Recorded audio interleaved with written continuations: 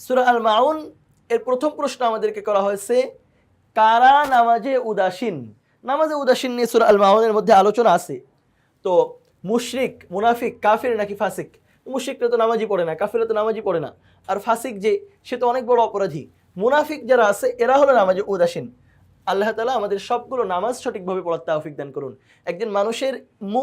একজন মুমিন ইসলাম গ্রহণ করার পরে তার জীবনের সবচেয়ে গুরুত্বপূর্ণ ইবাদত হলো নামাজ। নামাজটা আমরা উদাসীনতা করবো না, নামাজটা সবাই ঠিকমতো আদায় করবো ইনশাল্লাহ।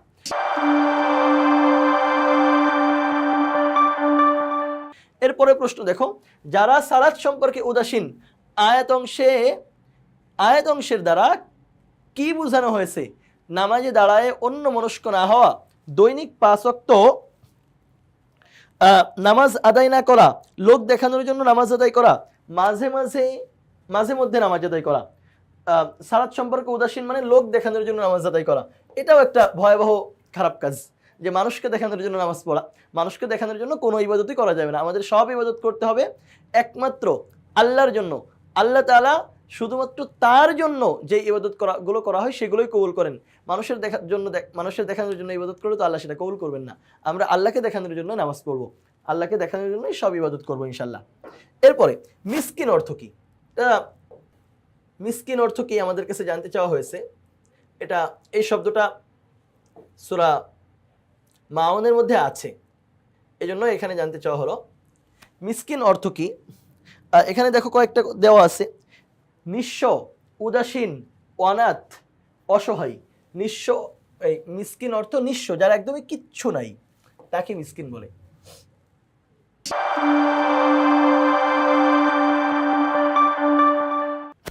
সূরা আল মাউন থেকে আমরা যে শিক্ষা লাভ করতে পারি, এখানে 3টা শিক্ষা দেওয়া আছে।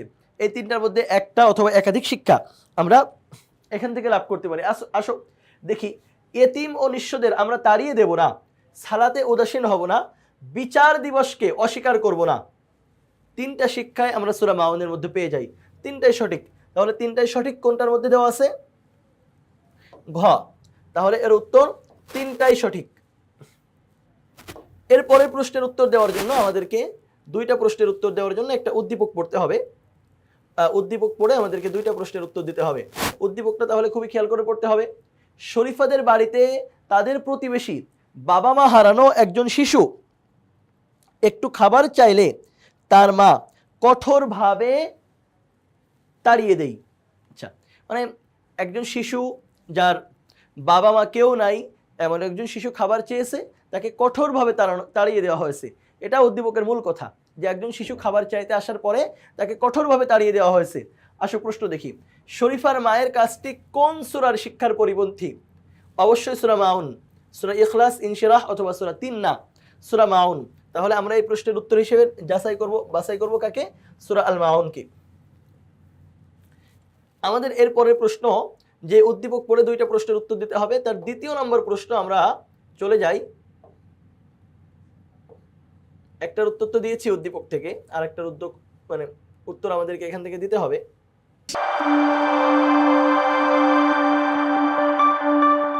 তার এই কাজটি দিনকে অস্বীকারের শামিল। দিন মানে ইসলাম ধর্ম। কাফির মুনাফিকদের কাজ এতিমদের প্রতি অবহেলা। তিনি সরাসরি ইসলামকে অস্বীকার করেন নাই। এটা একজন এতিমকে তাড়ায় দিয়ে তিনি খারাপ কাজ করছেন, ঠিক আছে, কিন্তু এটাকে সরাসরি ইসলামকে অস্বীকার করেন নাই। সুতরাং দিনকে অস্বীকার করার শামিল, এই বক্তব্য সঠিক না। কাফির মুশরিকদের কাজ এটা সঠিক, এবং এতিমদের প্রতি অবহেলা এটাও সঠিক। তাহলে এই প্রশ্নের উত্তর হবে 2 আর 3 যেখানে আছে। তো 2 আর 3 কোথায় আছে? গ নম্বরে আছে। তাহলে এই প্রশ্নের সঠিক উত্তর হলো গ। এরপরে আমাদেরকে আরেকটা প্রশ্নের উত্তর দেওয়ার জন্য আবার উদ্দীপক পড়তে হবে। পরের 2টা প্রশ্নের উত্তর দেওয়ার জন্য আমাদের উদ্দীপক পড়তে হবে। উদ্দীপকগুলো আমরা যখন আসবে পরীক্ষায় তখন খুবই খেয়াল করে পড়বো, কারণ উদ্দীপকটা তুমি যদি খেয়াল করে না পড়ো তাহলে কিন্তু তুমি প্রশ্নের উত্তর দিতে পারবে না। আনিসার নিকট তার প্রতিবেশী হাফসা মাছ কাটার জন্য বটি ধার চাইলে আনিসা তা দিতে অস্বীকার করে।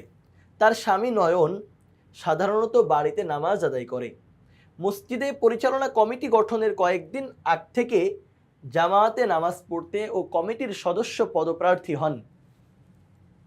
বিষয়টা হচ্ছে কি, যে আনিসা তার কাছে একজন সামান্য একটা জিনিস, গৃহস্থলীর প্রয়োজনীয় একটা জিনিস চাইতে আসছে, বলছে দিব না। আর তার স্বামী বাড়িতেই নামাজ পড়ে, মসজিদে কমিটি গঠন হবে, এখন সে মসজিদে গিয়ে নামাজ পড়া শুরু করছে মানুষকে দেখানোর জন্য, কমিটির একটা সদস্য পদেরও প্রার্থী হয়েছে। তো এই দুইটা বিষয় নিয়ে আমরা এখন আমাদেরকে দুইটা প্রশ্নের দেখো উত্তর দিতে হবে।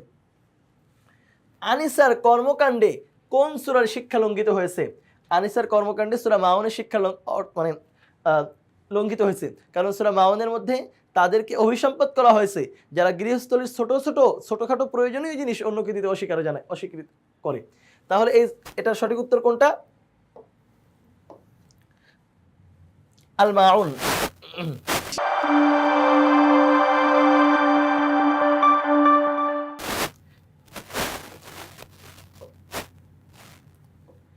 এরপরে নয়নের আচরণের ফলে, মানে ওই যে লোক দেখানোর জন্য নামাজ পড়তে যাচ্ছিল তার আচরণের ফলে সে কি ভোগ করবে? নয়নের আচরণের ফলে নয়ন কি ভোগ করতে পারে?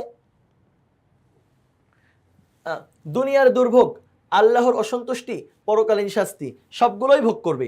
তাহলে সবগুলো কোথায় দেওয়া আছে? সবগুলো দেওয়া আছে ঘ নম্বরে। সুতরাং সঠিক উত্তর হলো ঘ। সে দুনিয়ার দুর্ভোগ লাভ করবে, আল্লাহর অসন্তুষ্টিও তার কবলে জুটবে, পরকালীন শাস্তিও সে পাবে। আল্লাহ তাআলা আমাদেরকে যে এভাবে লোক দেখানো নামাজ পড়া থেকে, লোক দেখানো ইবাদত করা থেকে হেফাজত করুন। এরপরের উদ্দীপক দেখো, আমরা পড়ি যে রায়হানদের বাসায় একজন এতিম ছেলে সাহায্যের জন্য আসলে তার মা বকা দিয়ে তাড়িয়ে দেন। মানে এতিম ছেলে আসছে সাহায্যের জন্য, তো তার মা বকা দিয়ে তাড়িয়ে দিছে।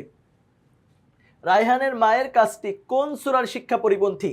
রায়হানের মায়ের কাজটি সূরা মাউনের শিক্ষার পরিপন্থী, কারণ এখানে এতিমদেরকে তাড়াইয়া দেওয়ার ব্যাপারে আল্লাহ তাআলার আয়াত আছে, সূরা আল মাউনের শিক্ষার পরিপন্থী। এরপরে রায়হানের মায়ের আচরণের ফলে তিনি সমাজে ঘৃণিত হবেন, কাফির ও মুনাফিকদের বৈশিষ্ট্যের অধিকারী হবেন, আখেরাতে শাস্তি পাবেন। সবগুলোই সঠিক। একজন এতিমকে তাড়াইয়া দিলে সমাজের মানুষ তাকে ভালো বলে না, আর এটা মুসলমানদের বৈশিষ্ট্য না, কাফির মুনাফিকদের বৈশিষ্ট্য, আর এর জন্য সে আখিরাতে শাস্তিও পাবে। সুতরাং তিনটাই সঠিক। তিনটাই সঠিক কোথায় দেওয়া আছে?